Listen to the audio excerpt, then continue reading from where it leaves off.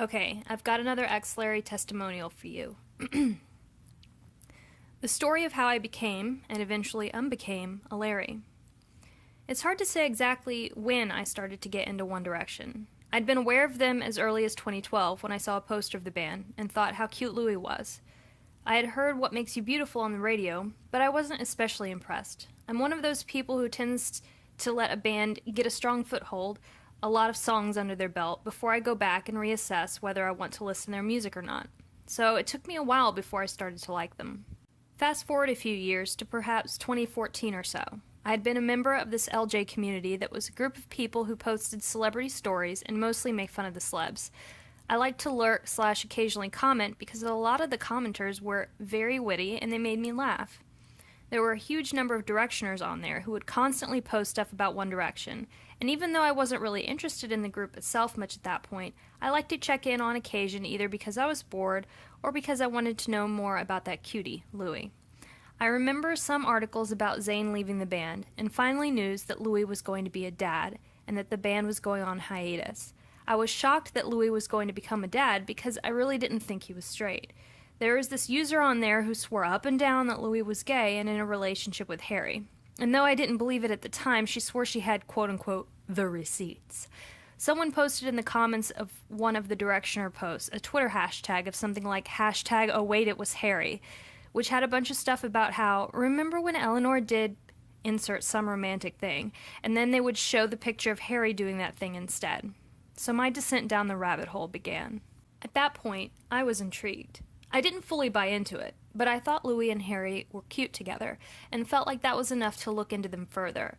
I actually got into the band when Drag Me Down dropped. That's when I finally accepted that I really did want to know more about the band and actually liked their music.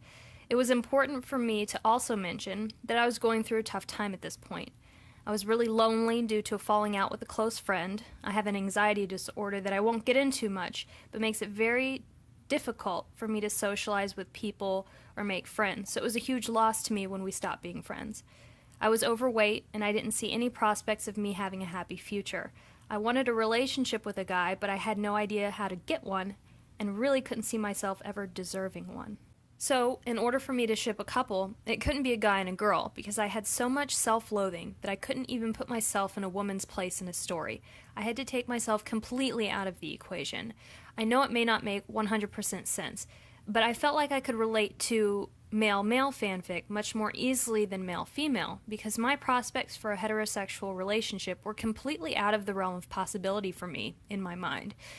I think that my deep depression at the time can't be discounted when discussing my conversion to Larry, because I honestly believe that for people to truly believe in Larry, there is something missing in their lives.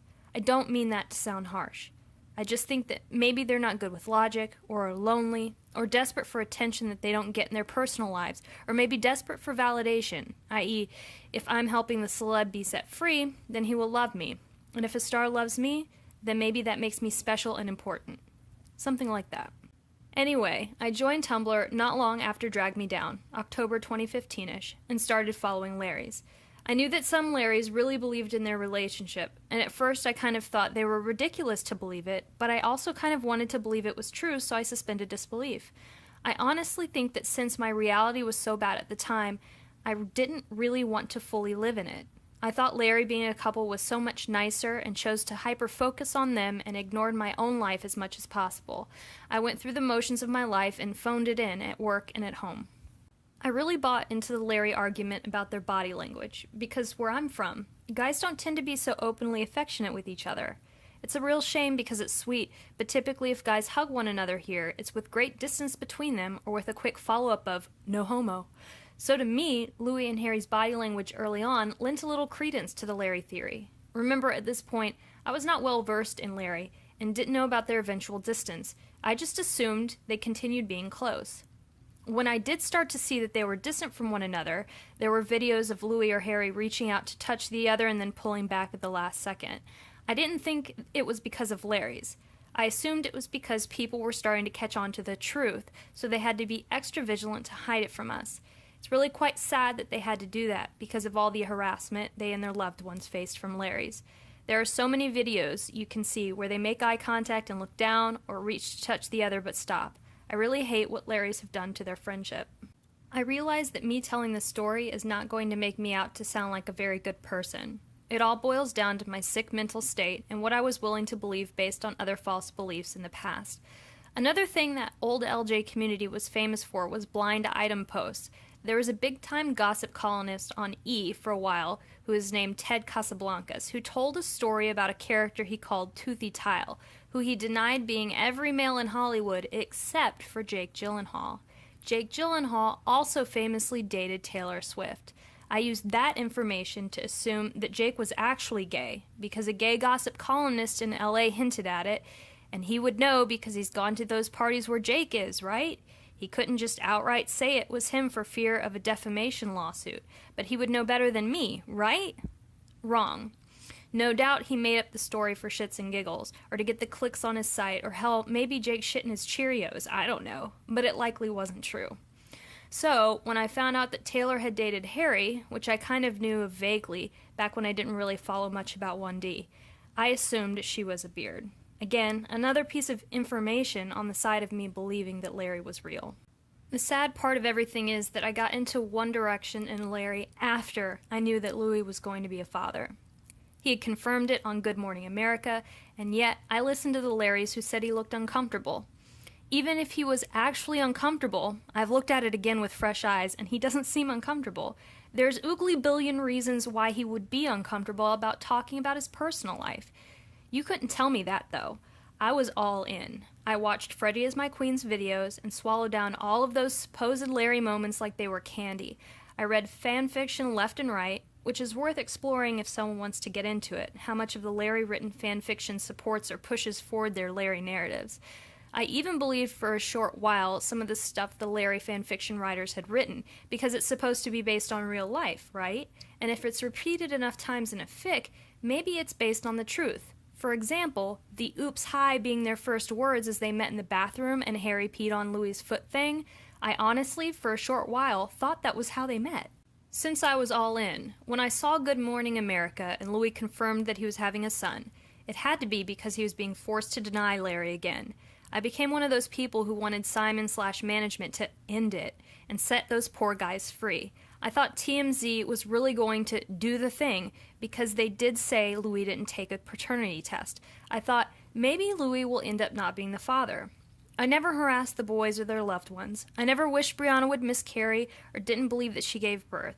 I never wanted her to be harassed, though I did think she was attention-seeking for a while. Interesting that she's considered attention-seeking when the only ones giving her all the attention are the Larrys, who supposedly hate her very existence, but I digress. I assumed the harassers weren't the same people I followed. Wrong. I didn't know who I was dealing with. It's kind of hard for me to get back into the headspace that I was in as a Larry to explain why I believed what I believed or any major details. Part of it was my mental state. Part of it was that I was incredibly naive, because I believed what Larry's told me since I thought they knew more than me. Some of them had been around since the band began, or at least that's what they claimed. We'll go with that being the truth. And I was just starting out. Surely, they had the best of intentions. Ha! And they knew more than me, because they were around at the time that events happened. Surely they wouldn't just lie to get attention, right? As much as I'd like to blame the Larrys for my beliefs at the time, I really do need to take ownership. They couldn't have snowed me if I didn't let them. I only followed Larry's, my choice, and I just really wanted to believe that Louis and Harry were in a relationship. I could have chosen to see the truth, but I put my blinders on. I saw what I wanted to see. I validated these people. I reblogged their posts. I laughed along with their memes. I was never a big Larry. I was just a low-level pawn who was too stupid to see that I was being used. I only ever reblogged Larry's, very rarely posted original content, and only had around 400 followers at any given time. There were actually a few things that were considered Larry-proof that I believed for a second, but when I saw someone debunk it, I realized they weren't true. I still maintained my Larry-ship, but I realized these theories were wrong. For example, the great supposed handhold of Louis and Harry as they walked down the street. Someone pointed out that Harry was actually holding sunglasses or something similar in his hand and not Louis's hand. I zoomed in and lo and behold, that person was correct. I also never believed the way out there stuff like the doll theory. I learned early on that Triple L was out there on some next level crazy shit and unfollowed her pretty fast. That's all I really remember about being an actual Larry. Now, on to me finally waking up. It embarrassingly took me until Jay passed to finally wake up and admit I was wrong. All along, I knew that Freddie was a real person, and Brianna really did give birth to him, but I was holding out hope that Louis would take a paternity test and we'd find out that he wasn't Louis's actual child. What was the nail in the coffin for my Larry beliefs? A family photo taken with Louis holding Freddie that I had never seen before. Why would he pose in a family picture, smiling like a proud papa, holding his child in his lap like that, if Freddie wasn't his real son? It just didn't make sense unless Freddie was his real son. Why would he fly his son out last minute before Jay passed if he wasn't really his son? Jay wouldn't care about a fake baby in her last moments. Why would Freddie be listed in Jay's obituary? I'd love to say that I was instantly cured of Larry, but sadly, I hung around until just after Just Hold On promo, knowing in my heart it wasn't true, but still not quite able to accept it. I even remember tweeting a radio station that they were disrespectful about one of Louis' interviews because they asked about Freddie. I hadn't even listened to the interview. I just took the Larry's word that they were being disrespectful. I hate that I did that. Somewhere around this time, one of the Larrys I followed must have either started seeing the light themselves or reblogged a post by The Narrative, ironically. Either way, I'm glad they did. I don't remember what the post said, but somehow it struck enough of a chord with me that I felt I had to reply. I was incensed by the idea that all Larrys were harassers, so I busted up in that post, all hashtag not all Larrys. This was courageous of me in my mind, since before then I was told by Larrys that antis were horrible people who didn't like fun and will dox you if you speak to them. Ironically, Larrys made antis out to be pressed and harassers, when it was truly Larrys who were. So for me to comment on the Narrative's post, I felt like I was being brave. I don't remember what exactly was said. I said something stupid about liking Larry but not believing Freddie was Louis' son. But I had my ass handed to me by a user named Danielle Campbell, who told me like it was and woke me up quite a bit. She didn't mince words, but she lit a spark in me. After this encounter, I started lurking the Narrative's blog, and after that, began seeing the Larry perspective for what it truly was, a conspiracy theory. I saw that antis weren't the big boogeymen out to get you that Larrys would have me believe. I began to see that if Larrys would lie about antis, what else might they lie about? I eventually thanked the Narrative and Danielle Campbell for opening up my eyes. I truly appreciate them and whoever reblogged that post, regardless of their intention, because if they hadn't, I might still be a Larry pawn. My message to any Larrys who are questioning at this point is to think of how many people would have to be complicit and quiet for Larry Stylinson to be a true relationship in 2017. Think of how Louis would have had to have faked a birth certificate and lied about his entire life for Larry to be true. Since Larrys are such big believers in body language, look at his actions when he gushes about his son or Eleanor in interviews. Think of how not everyone has your best intentions at heart when they post these theories. Not everyone is honest, nor will they lead you down the correct path. Don't take Larry's words on things. If they make a claim, ask for proof of how they know. If it's true, they'll show you and you can make your decision from there. If it's a lie, they will ignore you or try to make you out to be stupid for questioning it.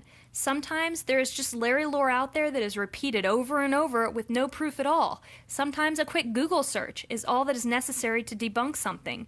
If a Larry will lie to you about one thing, what's to stop them from lying about other things? Think of how, even though the Larrys who harass are a smaller group than the Larrys who don't, they need people like you to reblog their posts so they feel like their behavior is justified. If they're getting notes, they're getting attention, and if they get attention for their crazy theories, see also the doll conspiracy, they will continue to make theories that are even crazier and more harmful. See also the Brianna slept with her stepfather to create Freddie conspiracy.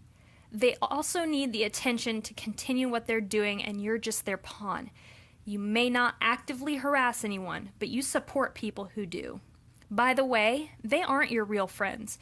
If you believe they are, give this a quick try. Tell them you don't believe in Larry anymore, and see how quickly they turn on you. If you are even slightly unsure about Larry at this point, and let's be real, you should be, since A, Louis and Harry have denied Larry back in 2012 at least twice that I know of, B, Louis has tweeted that Larry is bullshit, C, Louis has said he is straight, D, Louis has a son whom he claims and loves, E, Louis has a girlfriend whom he talks about all the time about how he loves her and even writes songs about her.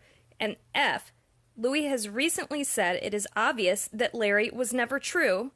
Then look into things. And by look into things, I don't mean go to a Larry's blog for a whitewashing of the truth. Go listen to Louis' latest promo interviews where he outright denies Larry. Don't just read the summaries where Larry's lie about or ignore what he has said. Listen to Harry's interview where he says his song isn't about Louis, even though he's less to the point about it compared to Louis. It's still a denial. Lurk an anti-blog and see what's being said. Think for yourself. I know a lot of Larrys, myself included when I was one, experience a lot of anxiety over Larry. If you feel anxiety about hearing Louis' words or about Larry in general, chances are you're experiencing cognitive dissonance. What you want to be true and what is actually true are at war with one another in your mind. You can either choose to see the truth, or you can self-soothe by looking at old fetus Larry videos and reading fan fiction.